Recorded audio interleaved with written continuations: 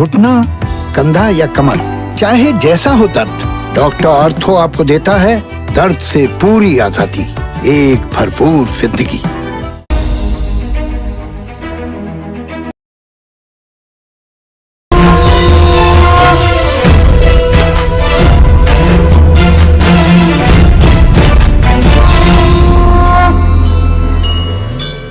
नमस्कार, आप देख रहे हैं काल चक्र। मैं हूं आपके साथ रोमिता तिवारी और मेरे साथ हैं प्रश्न कुंडली विशेषज्ञ पंडित सुरेश पांडे जी। पंडित जी, बहुत स्वागत है आपका कार्यक्रम। धन्यवाद। आपके लिए कैसे वरदान बन सकता है जल, जानने के लिए देखिए काल चक्र।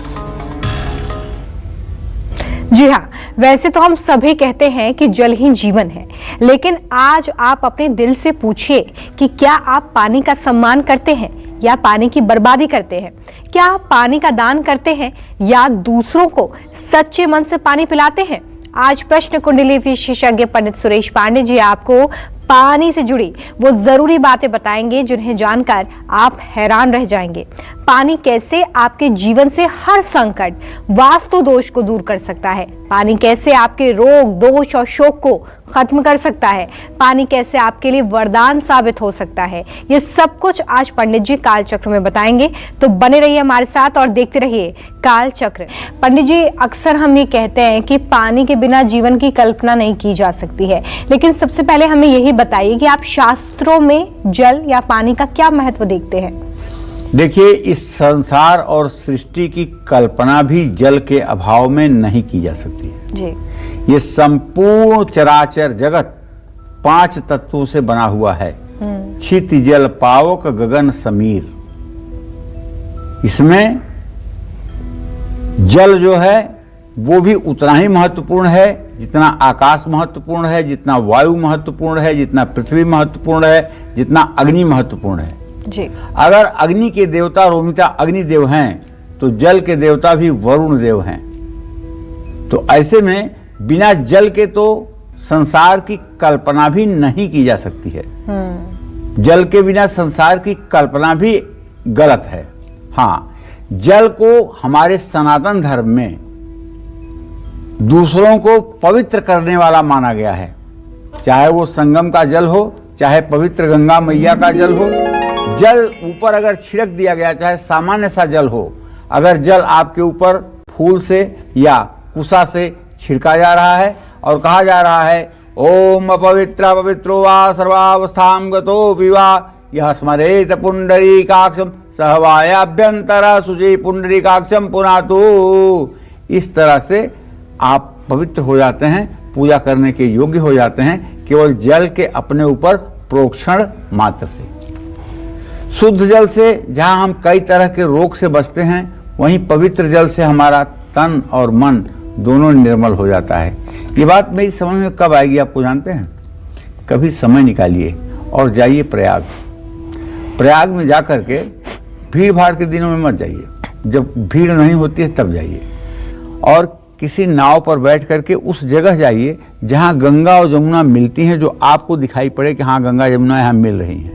एक तरफ से हरे रंग का पानी पश्चिम तरफ से, एक तरफ से पूरब तरफ से सफेद रंग का पानी आकर के दोनों एक जगह जहां विलीन होते हों, उसी जगह डुबकी लगाइए। 3 डुबकी लगाइए आप। उसके बाद वहां से निकलने के बाद, कपड़ा पहनने के बाद आपको जो शांति महसूस होगी, जो सुकून महसूस होगा, शायद उसके लिए मेरे पास शब्द नहीं है। और ये वही आनंद समझ सकता है जो इस पुण्य को प्राप्त किया होगा। पुराणों के अनुसार धरती पर जल का भार धरती से 10 गुना ज्यादा है। जल की उत्पत्ति वायु से हुई मानी जाती है। जल भी एक वायु का ही एक रूप है। जल सकारात्मक और नकारात्मक दोनों तरह की ऊर्जाओं को सोख सकता है। यही कारण है कि जल को मंत्र से अभिमंत्रित करने की क्रिया की जाती है। शरीर का जल तत्व ही आपको शक्तिशाली और दिव्य बनाता है। जल मुख्य रूप से चंद्रमा और शुक्र ग्रह से संबंध रखता है। अब ये बात ध्यान रखिएगा कि चंद्रमा और शुक्र दोनों से संबंध जल का है। कुछ मात्रा में इसका संबंध मंगल से भी हो जाता है। जल का सही प्रयोग करके चंद्रमा और शुक्र दोनों के खराब स्थिति को ठीक किया जा सकता है। जल का अगर सही प्रयोग ना किया जाए तो दोनों ही ग्रह बुरा परिणाम देते हैं। तो कहते हैं ना कि जल की जब आप बर्बादी करते हैं तो जल कहता है मुझे बहाओ, चाहे जैसे बहाओगे मैं बह जाऊंगा, लेकिन जिस दिन मैं तुम्हें बहाना शुरू करूंगा तुम्हें बहने का कोई रास्ता नहीं मिलेगा। इसलिए पानी का दुरुपयोग भूल करके भी नहीं करना चाहिए। और जो लोग पानी का दुरुपयोग करते हैं सचमुच में ऐसे लोग दरिद्रता के कोपभाजन होते हैं और ऐसे लोगों की ज़िंदगी अभाव में बीतती है। जो लोग बहुत ज़्यादा हाथ पैर धोते हैं दिन में 20 बार और बहुत ज़्यादा पानी का नुकसान करते हैं, सचमुच में ऐसे लोगों के ऊपर कभी भी माँ लक्ष्मी की कृपा नहीं होती। तो देखिए, अभी आपने जाना कि किस तरीके से जल का शास्त्रों में भी खास महत्व दिया गया है। 5 तत्वों में से एक जल है और ऐसे में आज हम यही जान रहे हैं कि जल जिसे आप जीवन करार देते हैं, जीवन कहते हैं, उसका कितना महत्व है शास्त्रों में। और अगर आप जल की बर्बादी करते हैं तो कौन से नकारात्मक प्रभाव आपके जीवन पर इसके पड़ सकते हैं। पंडित जी, अभी आपने बताया ही कि अगर जल की बर्बादी लगातार की जाए किसी व्यक्ति की तरफ से तो उसे काफी मुश्किलें उठानी पड़ती हैं जीवन में। कौन कौन सी ऐसी मुश्किलें आप देखते हैं जिसका वर्णन शास्त्रों में है कि अगर पानी को ज्यादा बर्बाद किया जाए, ठीक ढंग से उपयोग में ना लाया जाए तो हमें कौन सी ऐसी परेशानियां जिसका सामना करना पड़ेगा? देखो रोमिता, सही बात तो यह है कि जल का दुरुपयोग करने से तो अनेकानेक परेशानियां होती हैं और जीवन के हर क्षेत्र में कठिनाई उत्पन्न होती है। लेकिन जो मूल रूप से उसकी स्थिति देखी जाती है वो एक तो लक्ष्मी रूठ जाती हैं और दूसरे माँ अन्नपूर्णा का भी ऐसे घर के ऊपर दया दृष्टि नहीं रह जाती है। अच्छा। वास्तुशास्त्र के अनुसार जिस घर में नलों से व्यर्थ पानी टपकता रहता है उस घर में हमेशा धन की कमी बनी रहती है। नल से हर समय अपने आप टपकते हुए पानी की आवाज उस घर के आभामंडल को प्रभावित करती है। स्कंद पुराण के अनुसार एक मंत्र है, मल मूत्रम पुरीशम च श्लेष्मा निष्ठ नासु च गंडूशाश्चैव मुंचन्ति ये ते ब्रह्म मलई समा। जो मनुष्य नदी, तालाब या कुआं के जल में मल मूत्र थूक कुल्ला करते हैं या उसमें कचरा फेंकते हैं उनको ब्रह्महत्या का पाप लगता है। ऐसे लोग कभी भी संपन्न नहीं हो पाते हैं। अब यहाँ बताऊं आपको एक रहस्य की बात यह है कि मनुष्य का शरीर जो है जब कपड़ा उतार देता है तब पूरा शुक्र के प्रभाव में आ जाता है। और शुक्र के प्रभाव में जब शरीर आता है और वो पानी के संपर्क में आता है, पानी की कुछ बूंदें, पानी के कुछ छींटे उसके शरीर पर पड़ते हैं या थोड़ा सा पानी उसके शरीर पर पड़ता है तो चंद्रमा का प्रभाव हो जाता है। तो 2 ग्रहों का प्रभाव होने पर तीसरी परिणति हो जाती है। परिणति क्या होती है कि ऐसा व्यक्ति बहुत कम हो, ऐसे लोग होंगे 10% जिन्हें नंगे देह होने पर, पानी का स्पर्श करने पर बाथरूम आ जाती है। वॉशरूम मूत्राशय से मतलब कि मूत्र निकलने लगता है। ऐसी स्थिति में सभी लोगों को चाहिए कि स्नान करने के पहले मल मूत्र का त्याग करके उसके बाद ही स्नान में जाएं ताकि जल में मल मूत्र का त्याग ना हो। बहुत से लोगों को रात में भी स्नान करने की आदत होती है। शास्त्रों में रात में स्नान करना मना किया गया है। निशायाम चैव न स्नात्वा संध्यायाम ग्रहणम बिना। रात में स्नान नहीं करना चाहिए। लेकिन जो लोग सायं संध्या करते हैं, सायंकाल गायत्री का जप करते हैं, सायंकाल सूर्य को अर्घ्य देते हैं, उन्हें तो स्नान करने के लिए लिखा गया है शास्त्रों में। तो कब वो स्नान करेंगे? सूर्यास्त के 1 घंटे पहले। और गायत्री कब कर लेंगे? सूर्यास्त होने के पहले। अच्छा, रात में भी कहीं कहीं लोगों को आप स्नान करते देखते हैं। आप क्या सोचते हैं कि वो लोग नास्तिक हैं, वो लोग शास्त्रों को नहीं मानते हैं? ऐसा नहीं है। जैसे मान लीजिए माँ विंध्यवासिनी है, विंध्याचल स्थान है। विंध्याचल स्थान में जो तीर्थ पुरोहित हैं वहाँ के, वो शाम को भी स्नान करते हैं। अब शाम को इसलिए स्नान करते हैं कि अगर शाम को स्नान नहीं करेंगे और मंदिर में जाएंगे और माता के विग्रह का स्पर्श करेंगे तो अशुद्धि हर जगह फैलेगी। इसलिए सायंकाल भी वो स्नान करके, नित्य क्रिया से निवृत्त होकर स्नान करके अपना दिव्य भस्म चंदन लगा करके फिर मंदिर में जाते हैं और माता के चरण स्पर्श करते हैं, माता के पास अपनी प्रार्थना लेके जाते हैं, अपने यजमान के कल्याण की प्रार्थना करते हैं। तो इसलिए अब एक हार्ड फास्ट रूल नहीं है कि आप रात में नहा ही नहीं सकते हैं, नहा सकते हैं, लेकिन तब जब किसी प्राण प्रतिष्ठित दिव्य मूर्ति के सानिध्य में आपको जाना हो, और यदि आपको गृहस्थ में रहना है तो नहाने की कोई जरूरत शाम को नहीं है। ये बात क्लियर हो जाना चाहिए आपके मन के कंसेप्ट में। आप ये ना सोचें कि वहाँ के लोग तो रोज नहाते हैं, मैं भी रोज नहाऊं, ऐसा नहीं है। वहाँ प्राण प्रतिष्ठित दिव्य प्रतिमा है जिसे बिना स्नान किए अशुद्धता के साथ छूने पर बड़ा पाप लगता है, बड़ी नकारात्मक ऊर्जा बढ़ती है। इसलिए वहाँ पवित्रता से और पवित्र मन से ही मूर्ति का स्पर्श किया जाता है। जिस दिन ग्रहण हो सिर्फ उस दिन आप रात के समय भी स्नान कर सकते हैं। रात के समय स्नान करना जल का दुरुपयोग करने के समान है।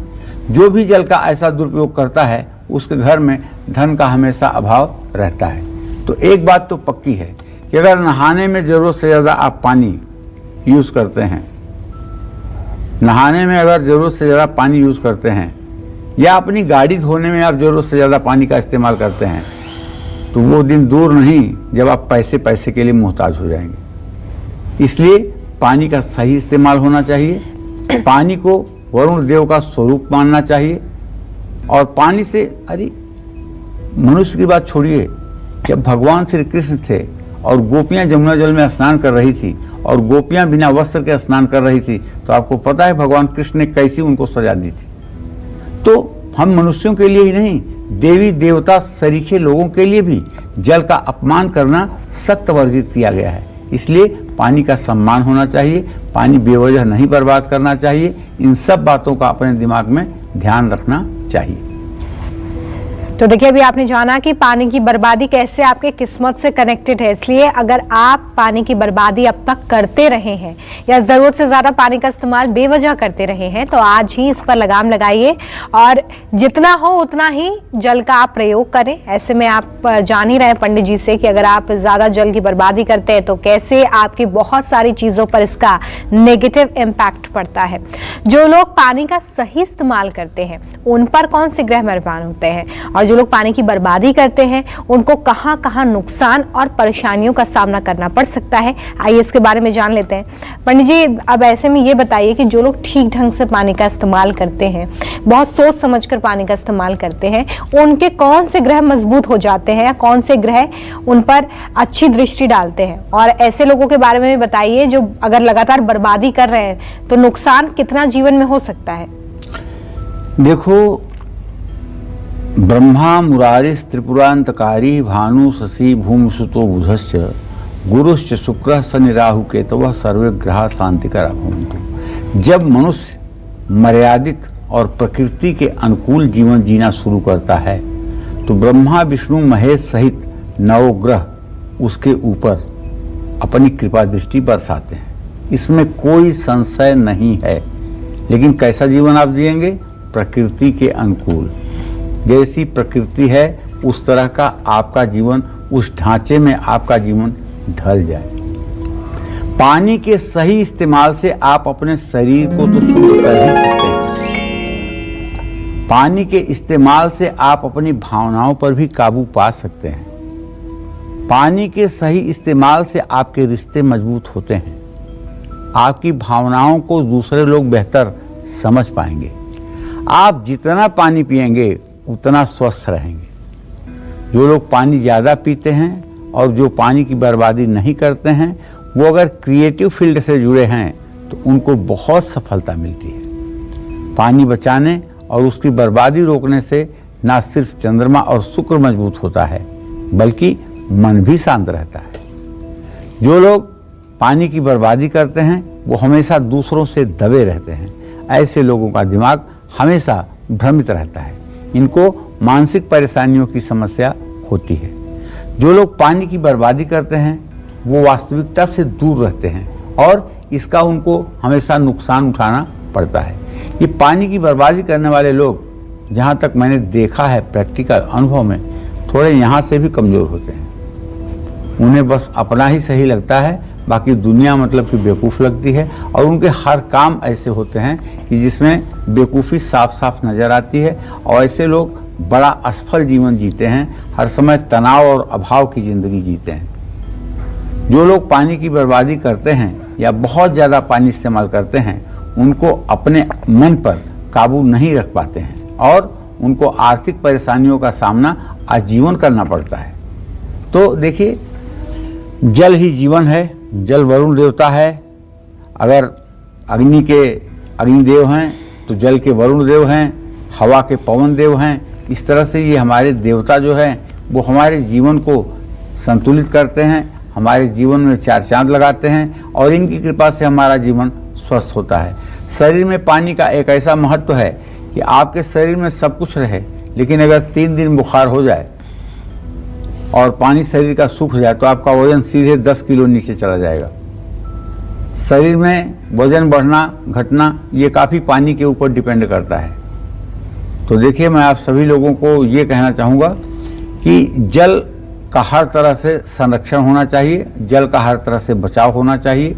ये जल निश्चित रूप से वरुण देव की कृपा के साथ साथ हमें माँ अन्नपूर्णा की भी कृपा दिलाता है।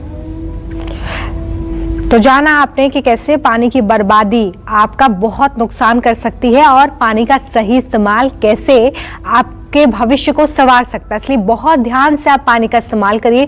साथ ही आज पंडित जी पानी से जुड़ी बेहद खास जानकारी आपको दे रहे हैं, इसे जरूर ध्यान में रखिए और जीवन में इसे अमल में भी लाइए। एक साथ कुंडली के 5 ग्रहों को अगर आप मजबूत करना चाहते हैं तो पानी से जुड़े कौन से उपाय आपको करने हैं, आइए जान लेते हैं पंडित जी से। पंडित जी, 5 ग्रह अगर मजबूत करने हैं हमारे दर्शकों को तो पानी से जुड़ा कौन सा उपाय वो करें? देखिए, सभी दर्शकों को बताना चाहूँगा 5 ग्रह क्या, मैंने तो पहले कहा ना कि 9 ग्रह और ब्रह्मा विष्णु समेत सभी लोगों को जल का सम्मान करके सभी लोगों को अनुकूल किया जा सकता है। घर आए मेहमानों को साफ स्वच्छ ठंडा जल पिलाने से राहु ठीक हो जाता है। हर रोज सुबह उठकर पेड़ पौधों में पानी डालने से कुंडली में बुध, शुक्र, सूर्य और चंद्रमा ये शुभ परिणाम देने लगते हैं। घर में पानी की बर्बादी ना होने दें। चंद्रमा को मजबूत करने के लिए घर में ढेर सारे फूल वाले पौधे लगाएं और उनको हर रोज पानी दें। चांदी के गिलास में पानी पिएं। शुक्र ग्रह को मजबूत करने के लिए सुबह और शाम शुद्ध जल से स्नान करें, लेकिन अगर स्नान शाम को कर रहे हैं तो सूर्यास्त से पहले स्नान हो जाना चाहिए। सूर्यास्त के बाद स्नान करने का शास्त्रों में विरोध कहा गया है। पानी में इत्र, चंदन का पाउडर डालकर स्नान करें तो शायद इससे और ज़्यादा दिव्यता होगी, लेकिन ये वैभव तो बड़े भाग्य और नसीब वालों को प्राप्त होता है कि चंदन का पाउडर, शुद्ध चंदन का पाउडर, मलयागिर चंदन का पाउडर पानी में थोड़ा सा मिला करके और उसे दिव्य स्नान किया जाए तो ये तो भाग्यशाली लोगों को प्राप्त होता है। कोशिश करिएगा कि अगर ज़्यादा नहीं तो जीवन में 2-4 बार आप भी ऐसा स्नान करिएगा।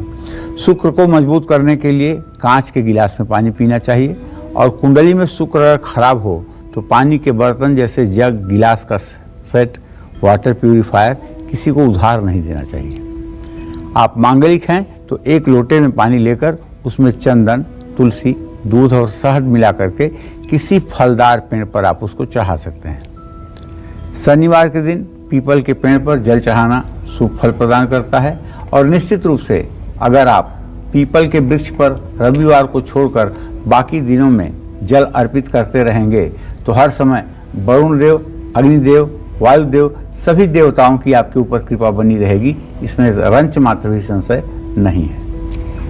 तो देखिए किस तरीके से पानी से किए गए इन उपायों से 5 ग्रह आपकी कुंडली में मजबूत हो जाएंगे, तो जरूर इन्हें करें। पानी कैसे आपके उज्जवल भविष्य की कहानी लिख सकता है, पानी कैसे आपके लिए वरदान साबित हो सकता है, यही बता रहे हैं आपको आज पंडित जी। अपनी चर्चा को आगे बढ़ाते हुए हम बात करते हैं कि पानी कैसे कुंडली में बैठे सूर्य और चंद्रमा को मजबूत कर सकता है। पंडित जी इसके बारे में बताएं कि कैसे सूर्य और चंद्रमा को पानी मजबूत कर सकता है, किन बातों का हमें ध्यान रखना है इसके लिए? देखिए, ऐसा है, उत्तर पूर्व दिशा के बीच में एक लोटे में गंगा जल रखना चाहिए। ये आपका पूजा स्थान अगर वास्तु के अनुकूल होगा तो आपका पूजा स्थान निश्चित रूप से नॉर्थ ईस्ट में होगा, ईशान कोण में होगा, और ईशान कोण में खिड़कियां भी होंगी जिससे सूरज की रोशनी पूरा आपके पूजा स्थान में आ सके। तो सूर्य को मजबूत करने के लिए रोज सुबह तांबे के लोटे से सूर्य देव को जल अर्पित करें। ओम ब्रह्म स्वरूपिणे सूर्य नारायणाय नमः, ओम ब्रह्म स्वरूपिणे सूर्य नारायणाय नमः। इस मंत्र को 3 बार बोलते हुए एक ही लोटे का जल 3 बार में सूर्य को अर्पित करें, और लोटे का जो डायरेक्शन हो पानी गिरने का वो आपके माथे के सीधे में हो, ताकि सूर्य की किरणें उस पानी को छेदते हुए आपके जो शरीर पर पड़ेंगी तो आपका सिर्फ विटामिन डी नहीं ठीक होगा बल्कि आपकी डिप्रेशन की बीमारी भी ठीक होगी। घर में अगर धन का अभाव है तो उत्तर पूर्व दिशा के बीच में एक लोटे में गंगा जल रखें, और मुख्य द्वार पर जल का पात्र रखने से नकारात्मक ऊर्जा घर में प्रवेश नहीं कर पाती है। कुंडली में कमजोर चंद्रमा को मजबूत करने के लिए लोगों के लिए प्याऊ लगाएं। घर की छत पर पंछियों के लिए दाना पानी की व्यवस्था करें, लेकिन छत पर दाना पानी की व्यवस्था कर देंगे ये तो बहुत अच्छी बात आप करेंगे, ये बड़े परोपकार की बात है और ये सृष्टि के कल्याण की बात है। लेकिन इस दाना पानी के रखने के बाद अगर आधा घंटा मेहनत नहीं करेंगे, रोज छत को साफ नहीं करेंगे, तो ये चिड़िया छत पर बीट करके गंदा कर देंगी छत को, और ये छत जब गंदा हो जाएगा तो राहु का अशुभ प्रभाव वैसे भी आपके जीवन पर पड़ने लगेगा और आप अपनी जिंदगी में अस्त व्यस्त और परेशान हो जाएंगे। इसलिए ध्यान इस बात का भी रखना चाहिए कि पानी और अनाज तो आप डाल रहे हैं, लेकिन कहीं ये पानी और अनाज आपके लिए अभिशाप तो नहीं हो रहा है, तो इसके परिणाम को देख करके ही आगे बढ़ना चाहिए। तो देखिए, अभी आपने जाना कि कुंडली में सूर्य और चंद्रमा को अगर आप मजबूत करना चाहते हैं तो पानी से जुड़े कौन से खास उपाय आपको करने हैं। हम आशा करते हैं कि आपने नोट डाउन भी किया होगा कि कैसे आप इन उपायों को सही तरीके से करेंगे। अभी हमने जाना है कि शास्त्रों में पानी का क्या महत्व है। पंडित जी अभी बताइए कि आयुर्वेद में पानी का आप क्या महत्व देखते हैं। आयुर्वेद में तो पानी का महत्व ही है, बिना पानी के तो आयुर्वेद में कुछ कल्पना ही नहीं की गई है। आयुर्वेद में पानी का जो महत्व है वो मतलब कि इस तरह से महत्व है जैसे शरीर में प्राण का महत्व है। बारिश के पानी को जमीन पर गिरने से पहले आप किसी भी तरह से एक साफ बर्तन में इकट्ठा कर लीजिए, और बारिश का पानी सबसे अच्छा जल माना जाता है। पहली बारिश के बाद दूसरी बारिश का पानी सबसे ज्यादा शुद्ध माना जाता है। पहली जब सीजन की बरसात हो तो उस पानी का संचय नहीं करना चाहिए, और कहते तो यहाँ तक हैं कि पहली पानी का बारिश अगर आपके ऊपर हो जाती है तो आपको चर्म रोग होने की संभावना तत्काल बढ़ जाती है। जितनी विषैली गैसें, जितना वायुमंडल में विषैला पदार्थ होता है वो बरसात के साथ जमीन पर आ जाता है, और अगर आपके शरीर से संपर्क कर रहा है तो निश्चित रूप से उसका प्रदूषण आपके शरीर को झेलना पड़ेगा। तो आकाश में फैले प्रदूषण का जो प्रभाव होता है वो जल के साथ जमीन पर गिर करके बारिश के पानी के रूप में बहता है, क्योंकि इस जल में कई तरह की अशुद्धियां मिल जाती हैं। बारिश के पानी के बाद दूसरा जो सबसे शुद्ध जल जमीन से निकलता हुआ पानी है, इसके बाद प्रदूषण रहित स्थानों में बहने वाले झरने के जल को भी शुद्ध माना गया है। आजकल शुद्ध जल मिलने बहुत मुश्किल है, ऐसे में पानी को उबाल कर और ठंडा करने के बाद ही पीना गुणकारी होता है। उबालने से पानी स्वच्छ हो जाता है। उबला हुआ पानी वात, पित्त और कफ तीनों दोषों को शांत करता है। उबला हुआ पानी हल्का, पाचन क्रिया में सहायक और जठराग्नि की अग्नि को बढ़ाने वाला होता है, जिससे भोजन का डाइजेशन बहुत जल्दी हो जाता है। जरूरत से ज्यादा पानी पीना भी सेहत के लिए हानिकारक है। अगर जरूरत से ज्यादा पानी पीते हैं तो सेहत के लिए हानिकारक है। जरूरत से ज्यादा पानी पीने से जठराग्नि यानी पाचक अग्नि कमजोर हो जाती है। जानते हैं, जब आप भोजन करते हैं उस समय अगर आप 2 घूंट से ज्यादा पानी पीते हैं तो वो पानी जा करके आपके शरीर में जो आमाशयिक रस निकलता है भोजन डाइजेस्ट करने के लिए, उसको, उसके तेज को, उसके क्वालिटी को कमजोर बना देता है और तब जठराग्नि मंद हो जाती है। तब आपका भोजन बहुत धीमे धीमे डाइजेस्ट होता है। ऐसे में क्या होता है, जब भोजन डाइजेशन में देरी करता है तो आदमी को आलस्य आती है, आदमी को नींद आती है। यहाँ तक कि भोजन करके अगर कोई आदमी और पानी तत्काल पी ले और उसके बाद ड्राइविंग करे, गाड़ी चलाए, तो गाड़ी चलाते हुए सो सकता है और बड़ी दुर्घटना हो सकती है। भोजन करने के 1.5 घंटे के बाद ही पानी पीना चाहिए, तब ये पानी अमृत के समान होगा। और अगर भोजन करते समय आप पानी पीते हैं 1-2 घूंट से ज़्यादा, तो निश्चित रूप से यह आपके रोग का कारण बनेगा। दिन के समय सूर्य की रोशनी में और रात के समय में चंद्रमा की चांदनी में रखा गया जल हंसोदक या अंशोदक कहलाता है। ये जल अमृत के समान उपयोगी होता है। इस प्रकार का जल शरीर के अंदर जमी स्निग्ध यानी चिकनाई और तीनों दोषों को शांत करते हैं। जो लोग रात्रि का रखा हुआ जल सुबह सोकर उठने के बाद ग्रहण करते हैं, ऐसे लोगों को लीवर से संबंधित बीमारियां कम परेशान करती हैं। और अगर लीवर से संबंधित बीमारी है, लीवर आपका फैटी है, मेडिसिन आप ले रहे हैं, तो आपको भी चाहिए कि तांबे के लोटे में शाम को जल रखकर सुबह उस जल का सेवन आप भी करें। इस तरह का जल शक्ति और बुद्धि को बढ़ाता है, बुढ़ापे में रोगों को रोकता है। ऐसा जल शीतल होता है और पचने में बहुत ही ज्यादा आसान होता है। जय मां विंध्यवासिनी। तो देखिए, अभी आपने जाना कि किस तरीके से आयुर्वेदिक महत्व भी पानी का है, और साथ ही पंडित जी ने आपको ये भी बताया कि कैसे उबला हुआ पानी और बारिश का पानी ये दोनों ही महत्व रखते हैं। पानी से जुड़ा वास्तु दोष आपके परिवार में रोग दोष शोक को बढ़ा सकता है। इसके लिए आपको पानी से जुड़ा सही वास्तु जानना बहुत जरूरी है। तो आइए जान लेते हैं पंडित जी से जल्दी से। पंडित जी, जल से जुड़े हुए कौन से वास्तु दोष हो सकते हैं? क्या पानी की टंकी को रखने को लेकर कोई वास्तु दोष हो सकता है, या पीने के पानी को लेकर, क्या बर्तन के इस्तेमाल को लेकर कोई वास्तु दोष हो सकता है? क्या ये वास्तु दोष है? बहुत सी चीजों का पानी से संबंध है जो वास्तु दोष बनाता है। अच्छा। जैसे अग्निकोण में आपका पानी की बोरिंग हो गई, या अग्निकोण में आपके पानी का स्थान हो गया, साउथ ईस्ट में आपका पानी का स्थान हो गया, वहां आपने बोरिंग कराई हुई है, वहां पानी की टंकी बनाई हुई है, या छत पर उसी दिशा में आपने पानी की टंकी रखी हुई है जी। तो ये दोष जो है पूरे घर को उथल पुथल करके रख देगा। उसी तरह से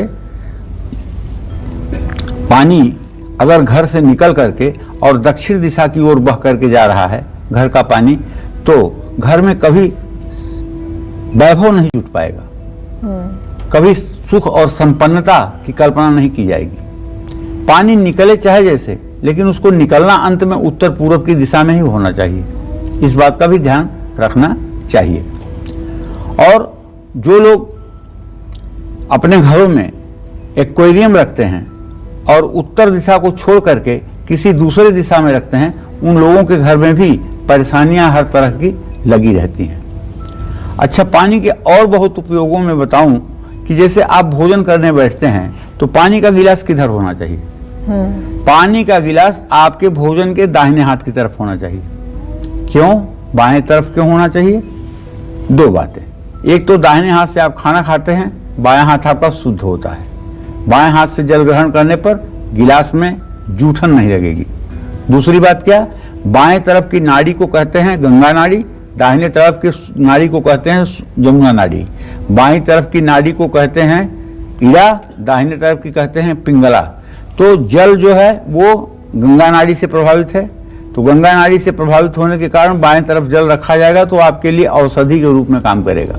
अच्छा। और दाहिनी तरफ अगर रखा जाएगा तो अग्नि के क्षेत्र में अगर रखा जाएगा तो जल आपके लिए थोड़ा सा हार्मफुल, नुकसानदायक जरूर होगा। बहुत छोटी सी बात है, लेकिन आप करके देखिए, आपके सेहत पर असर इसका जरूर पड़ेगा। ये छोटी छोटी बातें जरूर हैं, लेकिन सनातन धर्म में कोई ऐसी चीज नहीं है, कोई ऐसी बात नहीं है जो बिना तथ्यों के ऊपर आधारित हो। किसी अंधविश्वास के ऊपर या किसी कोरी कल्पना के ऊपर हमारा शास्त्र कभी कुछ नहीं कहता है। छोटी छोटी भी बात अगर होगी तो उसके पीछे कोई ना कोई लॉजिक होगा सनातन धर्म का, कोई ना कोई लाभ होगा, भले वो मुझे पता है या नहीं पता है, लेकिन उसका रहस्य कहीं न कहीं छिपा हुआ है।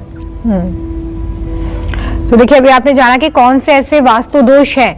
कुछ और चीजें हैं जो हम पंडित जी से जानेंगे कि घर या घर के बाहर हैंडपंप हो, पानी की टंकी हो, तो किस दिशा में वो होनी चाहिए, इसको लेकर क्या बातें ध्यान में रखनी है, इसके बारे में बताएं। हाँ, ये बात सच है कि हर समय जल का स्थान ईशान कोण में शुद्ध माना गया है। चाहे हैंडपंप लगवा लीजिए, चाहे पानी की टंकी लगवा लीजिए, चाहे बोरिंग करवा लीजिए, ईशान कोण में ये चीजें बहुत बहुत बहुत अच्छी होती हैं।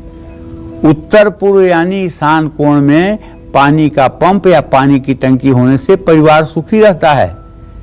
पश्चिम दिशा में जल स्रोत होने से घर के पुरुष रोगी होते हैं। अच्छा हाँ, यहाँ एक बात और बता दूं, मैंने कहा ना कि पूर्व उत्तर के कोने में पानी की टंकी होने से आप सुखी रहते हैं।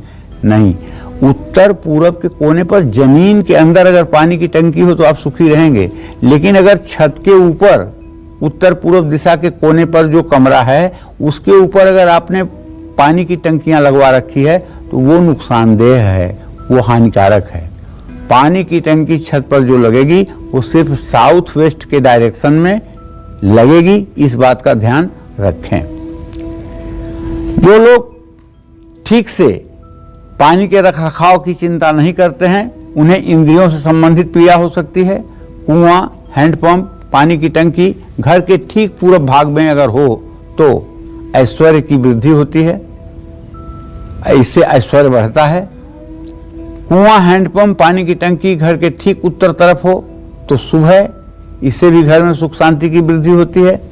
पानी का स्थान कुआं, हैंडपंप या टंकी घर की दक्षिण पश्चिम दिशा में हो तो गृहस्वामी और उसके परिजनों को मृत्यु तुल्य कष्ट होता है।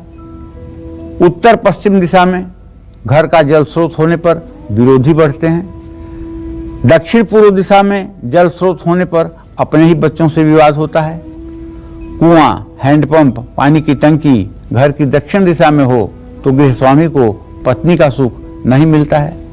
अच्छा, इसी क्रम में एक बात और जान लीजिए, अगर पूर्व और दक्षिण के कोने में जल का स्रोत, जल का स्थान हो और पश्चिम और उत्तर के कोने पर किसी देवता की प्रतिमा स्थापित हो तो ऐसे परिवारों में अकाल मृत्यु होती है।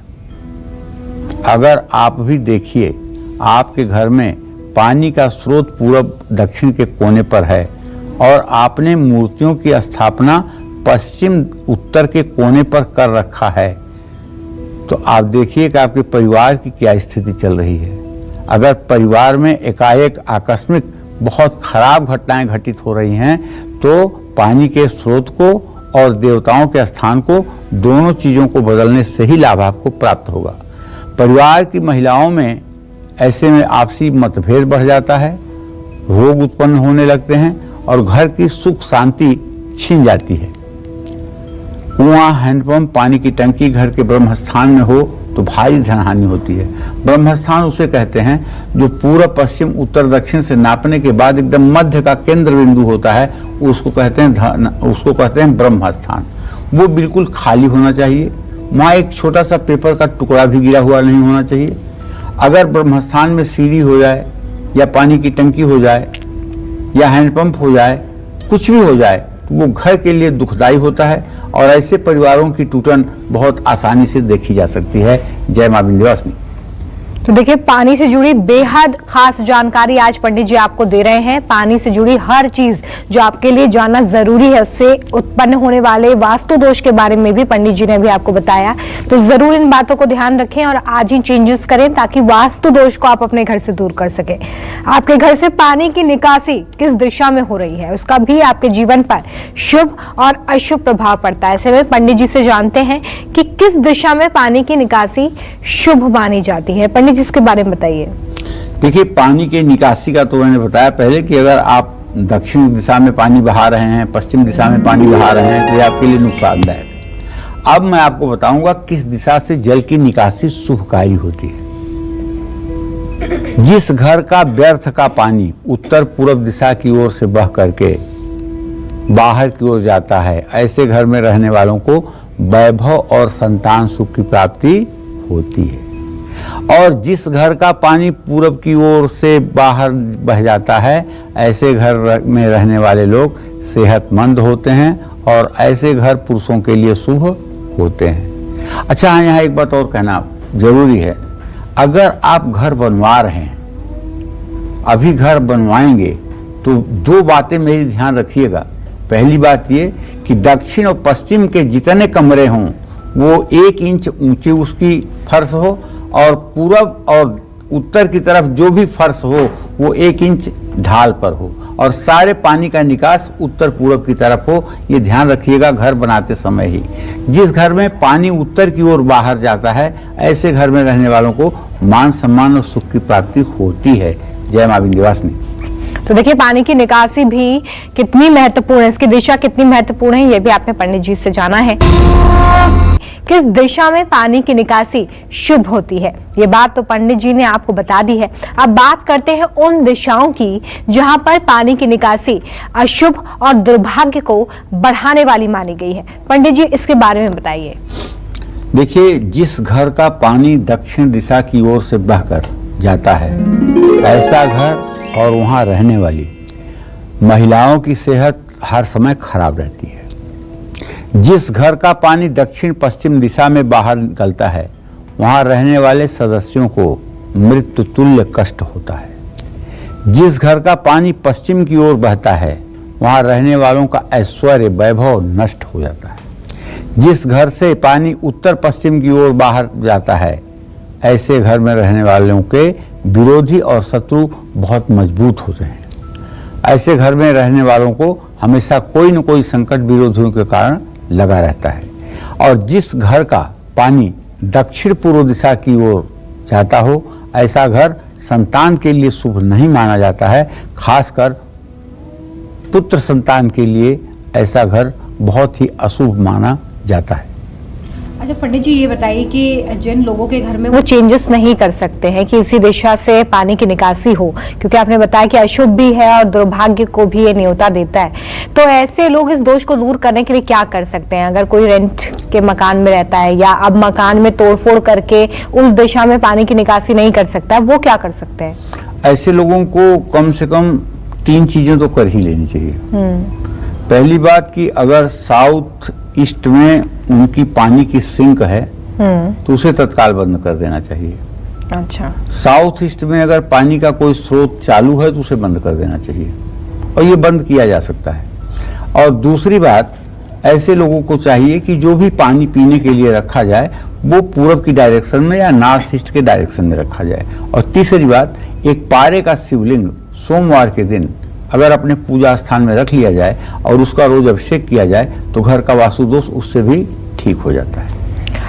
तो देखिए, अभी आपने जाना कि ये चेंजेस आप कर सकते हैं ताकि आप इस दोष से अपने आप को बचा सकें। चलिए अब ये जान लेते हैं कि 3 तरीके कौन से हैं जिससे आप जल को पवित्र कर सकते हैं। पंडित जी, कौन से वो 3 तरीके हैं जिससे हम जल को पवित्र करें? वैसे तो पूरे संसार को जल पवित्र करता है, लेकिन ये अलग बात है कि जल भी कैसे पवित्र होता है, ये देखने की बात है जी। ठीक है ना। तो पवित्र जल का बड़ा महत्व है। जल को पवित्र करने का भी एक प्रक्रिया है। पवित्र जल 3 तरह के होते हैं। पहला, भाव से, यानी जल को अपनी भावनाओं से पवित्र करना। दूसरा, हम जल के प्रति अच्छी भावना रखते हैं और उसे देव समझकर सबसे पहले उसे देवताओं को अर्पित करने के बाद फिर हम जल को ग्रहण करते हैं, तो उसके गुण और धर्म में पवित्रता शामिल हो जाती है। जल को पवित्र करने की दूसरी विधि है, मंत्र से, विशेष मंत्रों के जाप से भी हम जल को पवित्र कर सकते हैं। जल को पवित्र करने का तीसरा तरीका है, तांबे और तुलसी से जल का तांबे के लोटे में भरकर रखें और उसमें तुलसी के कुछ पत्ते डाल दें। ऐसा करने से जल पवित्र हो जाएगा। इस जल को घर में छिड़कने से, इस जल को ग्रहण करने से लाभ मिलेगा। तांबे के लोटे में तुलसी का पत्ता डाले हुए जल से आचमन करने से मन, मस्तिष्क और हृदय निर्मल हो जाता है। क्या आप लोग एक बात जानते हैं? भगवान विष्णु के चरण पर जब जल गिरा तो क्या बना? वो बन गया गंगा। ये गंगा जो है भगवान विष्णु के चरण की धोवन है। भगवान विष्णु का चरण जब धुला गया तो उस जल को ही गंगा का रूप दिया गया, वही जल गंगा है। तो देवताओं के स्नान के बाद और कलश में, वरुण कलश में रखा हुआ जल जिसमें 7 समुद्रों का आवाहन होता है, ये सब जल पवित्र नहीं अति पवित्र होते हैं और इनके सेवन से रोग शोक सब दूर हो जाता है। कौन सी 3 राशियां जल तत्व की राशियां मानी गई हैं? साथ ही जल तत्व होने से इन राशियों के जीवन में क्या प्रभाव पड़ता है, आइए जानते हैं पंडित जी से। पंडित जी, कौन सी वो 3 राशियां हैं जो जल तत्व की राशि मानी गई हैं? सबसे पहले इसके बारे में बताएं। देखिए, वृश्चिक, कर्क और मीन राशि, ये तीनों राशियां जल तत्व की मानी गई हैं। जल तत्व प्रधान ये तीनों राशियां हैं। जल तत्व की जो पहली राशि है वो है कर्क। इस राशि का स्वामी कौन है? चंद्रमा। इस राशि का एक कमजोर पक्ष है भावुकता। इस राशि का वैवाहिक जीवन या प्रेम का जीवन अच्छा नहीं होता है।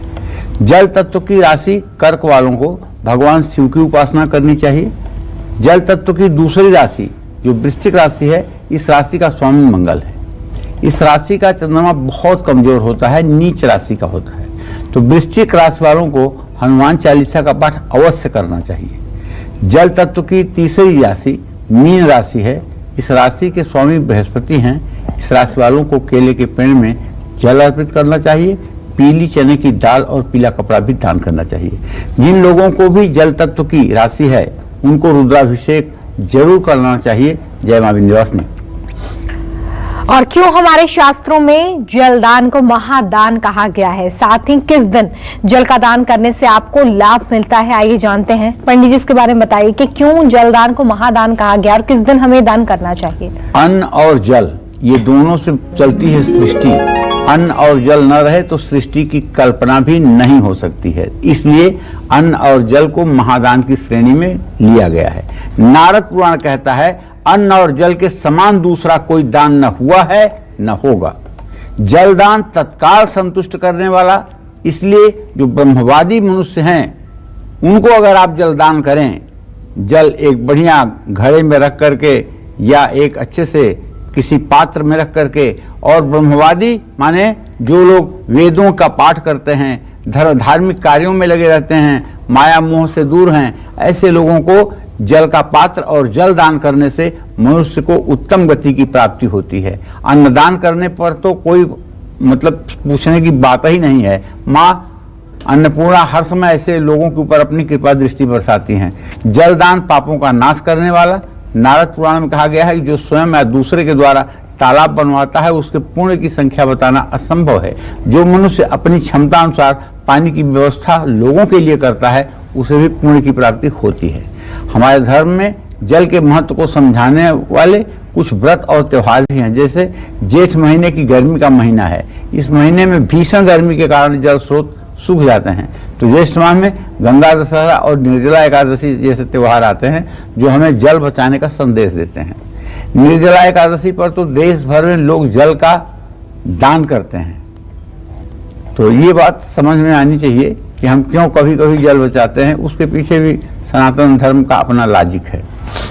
तो देखिए, जल ही जीवन है, जिससे आप बार बार कहते हैं, इसे अपने जीवन में भी अमल में लाने की जरूरत है। इसलिए पानी की बर्बादी बिल्कुल ना करें, क्योंकि एक तो पानी की बर्बादी होगी, साथ ही आपके भविष्य पर भी इसका सीधा असर पड़ेगा। पंडित जी ने इसी से जुड़ी खास जानकारी आज दी है। पंडित जी, बहुत शुक्रिया आपका इस तमाम जानकारी के लिए। उम्मीद करते हैं कि आपको आज का हमारा विषय पसंद आया होगा। कल फिर एक नए विषय और आपकी परेशानियों को दूर करने के लिए ढेरों उपाय हम लेकर आएंगे पंडित सुरेश पांडे जी के साथ। तब तक के लिए कालचक्र की पूरी टीम को दीजिए इजाजत। देश और दुनिया की खबरें लगातार जारी हैं, देखते रहिए न्यूज़ 24। नमस्कार। खास जड़ी बूटियों से बना पेट सफा आयुर्वेदिक चूर्ण आज ही ले आएं। पेट सफा पहली रात से ही असर दिखाता है और इसकी आदत भी नहीं पड़ती। पेट सफा हर रोग दफा।